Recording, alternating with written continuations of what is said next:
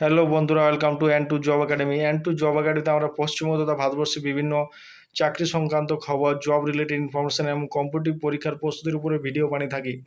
পশ্চিমবঙ্গের বিভিন্ন জেলাগুলিতে যেমন বাঁকুড়া, বীরভূম, উত্তর চব্বিশ পরগনা, দক্ষিণ চব্বিশ পরগনা প্রভৃতি জেলাতে অঙ্গনওয়াড়ি কর্মী এবং সহায়িকা পদে নিয়োগ চলছে। এই নিয়োগে ইংলিশ একটি খুবই গুরুত্বপূর্ণ বিষয়। বর্তমান ভিডিওতে আমরা ইংলিশ সাবজেক্টের যে গুরুত্বপূর্ণ টপিকগুলি প্রিভিয়াস ইয়ারের প্রশ্ন এসেছে সেই টপিকগুলো সম্পর্কে আলোচনা করব। তাহলে চলুন দেরি না করে আজকের ভিডিওটি শুরু করা যাক। এই ধরনের নতুন নতুন ভিডিও পেতে আমাদের চ্যানেল অ্যান্ড টু জব একাডেমিকে সাবস্ক্রাইব করুন, কারণ আমরা অঙ্গনওয়াড়ি কর্মী এবং সহায়ক পদে নিয়োগের পরীক্ষা প্রস্তুতি, বিশেষ করে ইংলিশ সাবজেক্টের উপরে প্রতিটি টপিকের উপরে আমরা ভিডিও বানাবো, যাতে করে তোমাদের পরীক্ষা প্রস্তুতি আরও সহজ হয়ে যাক। তাহলে চলুন দেখা যাক যে ইংলিশে কী কী গুরুত্বপূর্ণ টপিক রয়েছে যেগুলো পরীক্ষাতে বারবার এসেছে। তাহলে চলুন আজ দেরি না করে ভিডিওটি আমরা দেখে নেব। তাহলে প্রথমে যেটা দেখব যে ইংলিশ এখানে টোটাল মার্কস কত রয়েছে। ইংলিশ সাবজেক্ট অঙ্গনওয়াড়ি এবং কর্মী সহায়িকা পদে একটি গুরুত্বপূর্ণ বিষয়, এবং এখানে এই ইংরেজি বিষয় থেকে 20 নম্বর পড়বে। তাই এই বিষয়ে যদি না ভালো স্কোর করা যায় তাহলে কিন্তু পরীক্ষা কোনোভাবেই ক্র্যাক করা যাবে না। এরপরে আমরা দেখে নেব যে এখান থেকে প্রিভিয়াস ইয়ারের যে প্রশ্ন তার উপর অ্যানালাইসিস করে কোন কোন টপিক থেকে প্রশ্ন হয়েছিল সেই টপিকসগুলো আমরা একটু দেখে নেব। তাহলে চলুন দেখা যাক। নিচে স্ক্রল করে আমরা দেখব। দেখুন প্রথমেই 1 নম্বর রয়েছে সেন্টেন্স, অর্থাৎ সেন্টেন্স এবং সেন্টেন্স স্ট্রাকচার সম্পর্কিত বিভিন্ন প্রশ্ন কিন্তু আসতে পারে।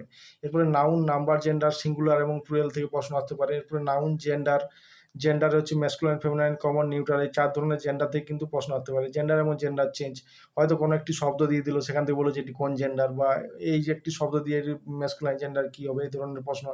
আর্টিকেল এ এন দি এগুলো থেকে আসতে পারে। প্রিপোজিশন এবং অ্যাপ্রোপ্রিয়েট প্রিপোজিশন থেকে আসতে পারে। টেন্স রিলেটেড যে কোনো প্রশ্ন আসতে পারে। একটি বাক্য দিয়ে দিল, বলে দিল যে এটি কোন টেন্সে রয়েছে, এই ধরনের প্রশ্ন হতে পারে। এরপর হচ্ছে ন্যারেশন থেকে ন্যারেশন চেঞ্জ সংক্রান্ত প্রশ্ন আসতে পারে। ভয়েস থেকে ভয়েস চেঞ্জ সংক্রান্ত প্রশ্ন আসতে পারে। এরপরে আমরা নিচে দেখবো আর কি ইম্পর্টেন্ট টপিক রয়েছে। তাহলে চলুন দেখা যাক। এরপরে হচ্ছে ইন্টারচেঞ্জ অফ সেন্টেন্স, বাক্যের যে পরিবর্তন, সিম্পল, কমপ্লেক্স, কম্পাউন্ড, বা আরও ধরনের যে বাক্যের যে পরিবর্তন হয়, পজিটিভ, নেগেটিভ, অ্যাফার্মেটিভ, ইন্টারোগেটিভ, এই সমস্ত বাক্যের পরিবর্তনগুলিও কিন্তু পরীক্ষাতে আসতে পারে। এরপরে ফ্রেজাল ভার্ব আসতে পারে বা গ্রুপ ভার্বগুলো আসতে পারে, যেগুলো আমরা মাধ্যমিক লেভেলে পড়েছি। কমন ইডিয়মস অ্যান্ড ফ্রেজেস এগুলো আসতে পারে কিন্তু। সিনোনিমস, অ্যান্টোনিম খুবই গুরুত্বপূর্ণ একটি টপিক। এই টপিকটা কিন্তু খুবই গুরুত্বপূর্ণ। সিনোনিম, অ্যান্টোনিমস দুটি প্রশ্ন এখান থেকে আপনারা এক্সপেক্ট করতেই পারেন, এরপরে পরের টপিকে আমরা চলে যাব। কমনলি মিসস্পেলড ওয়ার্ড, অর্থাৎ কিছু ওয়ার্ড ভুল করে দেওয়া থাকবে, সেগুলো আপনাদেরকে ঠিক যেটা সঠিক উত্তর সেটা আপনাদেরকে চিনে নিতে হবে। এরপরে হচ্ছে most important one word substitution, অর্থাৎ একটি বড় শব্দ বা ফ্রেজ দেওয়া থাকবে, এটার সঠিক ওয়ান ওয়ার্ড সাবস্টিটিউশন, অর্থাৎ এক কথায় প্রকাশ, বাংলাতে বলতে গেলে এক কথায় প্রকাশ। এই যে প্রশ্ন, এখানেও কিন্তু 1-2টি প্রশ্ন আসতে পারে এই টপিকের উপরেও। এরপর 5 নম্বর হচ্ছে অ্যাপ্রোপ্রিয়েট কালেকটিভ ওয়ার্ডস আসতে পারে। অ্যাপ্রোপ্রিয়েট কালেকটিভ ওয়ার্ডস আসতে পারে। এরপর হচ্ছে কারেকশন অফ এরর্স, এখান থেকেও কিন্তু প্রশ্ন আসতে পারে।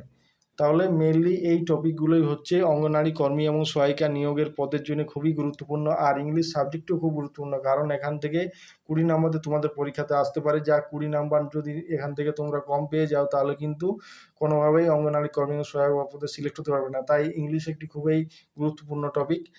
আশা করি তোমরা সবাই ভিডিওটি বুঝতে পেরেছো। আর যদি কোনো প্রশ্ন বা এনকোয়ারি থাকে কমেন্টে জানিও।